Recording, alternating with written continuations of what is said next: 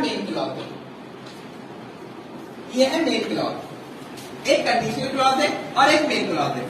अब he will go to Zurich, अगर सिर्फ इतनी बात लिखी होती he will go to Zurich, तो ये एक फ्यूचर का प्रोबेबल इवेंट होता, ठीक है, जहां पर वो अपनी विश जाहिर कर रहा है। लेकिन अब आप पूरे सेंटेंस को देखें, he will go to Zurich, ये फ्यूचर का प्रोबेबल इवेंट तो है, बट ये इवेंट एब्सोल्यूट नहीं है, इंडिपेंडेंट नहीं है, it is dependent on something else.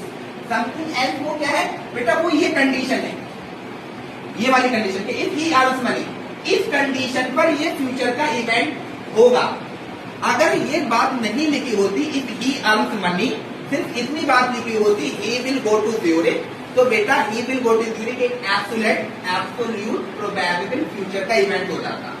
अब इस पर्टिकुलर सेंटेंस के अंदर, which is a complex sentence जिसमें आपने इफ कंजंक्शन का यूज किया है, अब इस पर्टिकुलर सेंटेंस में बेटा ये फ्यूचर का probable event is not absolute, is not completely independent, it is dependent on certain condition. और वो सर्टेन कंडीशन क्या है, if he earns money, if he earns money. तो अगर ये कंडीशन हुई, ये कंडीशन फुलफिल हुई बेटा, तब ये वाला काम होगा, इसके होने की प्रोबेबिलिटी है। तो ऐसे सेंटेंसेस बेटा जिसमें